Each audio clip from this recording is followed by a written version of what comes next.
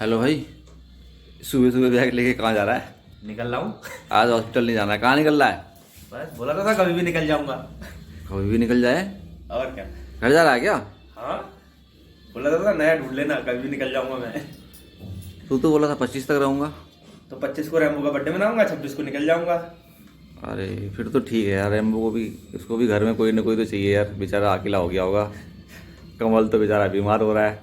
हाँ, चल ठीक है, अब कब आएगा? बस जैसे छुट्टी पूरी हो जाती है वैसे चले जाऊंगा। अब यहाँ को आना मुश्किल ही है मेरा तो। चुपचाप आ जाना छुट्टी लेके, यहाँ देख लेना। दूसरा बंदा बुला लो, वही आ सकता है, अब मेरा तो मुश्किल ही है। गया। तेरे दीदी का लड़का को ऐसे रहेगा यहाँ पूरा एक महीना, देख ले। तो छुट्टी पूरी हो गई उसकी, तो जाना ही था। चल भी चल, छुट्टी बढ़ा लेना। छुट्टी मिल जाती तो बढ़ा लेना, ठीक है? ओके, चलो फिर बाय बाय। छुट्टी बढ़ा लेंगे तो हम 26 तारीख को फिर से यहाँ होंगे। चल ठीक है, बाय बाय। मेरी तो मशीन लगी है, तेरे को मैं सी ऑफ करने भी नहीं आ सकता हूँ। इसका फिनिश का टाइम 11:30 बजे 11:50 पे है, क्योंकि रात को 11:50 पे ही शुरू करी थी ये। चल ठीक है, बाय बाय। 11:50 तक तो मैं घर पहुँच जाऊँगा। बाय। हाथ तो मिला ले।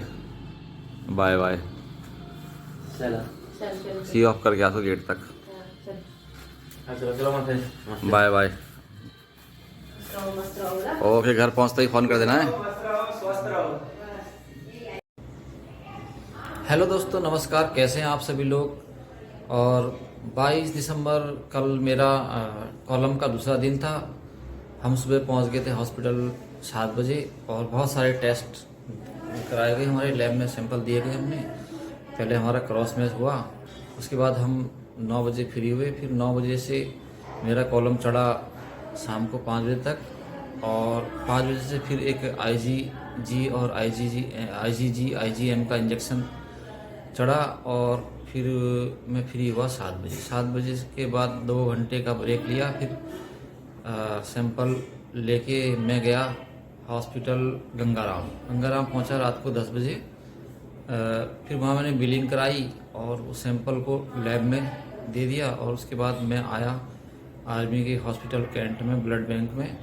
फिर वहाँ पर मैंने टाइटर का दूसरा सैंपल दिया, और उसके बाद फिर हमने ऑटो किया और हम पहुँचे रात को घर 11 बजे। फिर 11 बजे पहुँचे तो फिर उसके बाद हमने खाना खाया, और मैंने रात की डायलिसिस के लिए अपनी मशीन ऑन करी, डायलिसिस शुरू कर दी। तो कल जो कॉलम चढ़ा उसमें ज़्यादा कोई कॉम्प्लिकेशन नहीं हुए, और ठंड लग रही थी। एसी चला हुआ था लेकिन फिर भी ठंड लग रही थी काफ़ी, और उन्होंने पहले से सारे प्रिकॉशन दे दिए थे, तो इसलिए ज़्यादा दिक्कत नहीं हुई।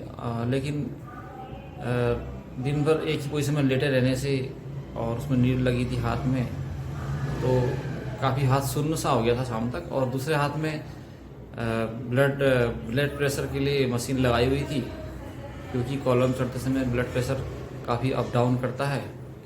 तो उसका साइकिल 5 मिनट का था, 1 घंटे में 12 बार ब्लड प्रेशर नापा जा रहा था। तो 10-11 घंटे में कम से कम लगभग 120 बार BP नापा गया मशीन के द्वारा। तो रात को जब मैं डायलिसिस कर रहा था तो मैं सोने लगा, तो फिर मेरा हाथ सुन्न हो जा रहा था, तो मेरे को बहुत दिक्कत हो रही थी उसमें, वो हाथ हिल नहीं रहा था।